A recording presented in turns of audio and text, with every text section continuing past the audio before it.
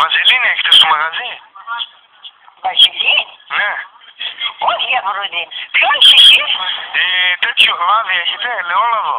Έχουμε. Παθάλεψε τον κόλος και να έρθω να σε γαμίσω. Ακουστία. Να πας στη μάνα σου να την γαμίσεις.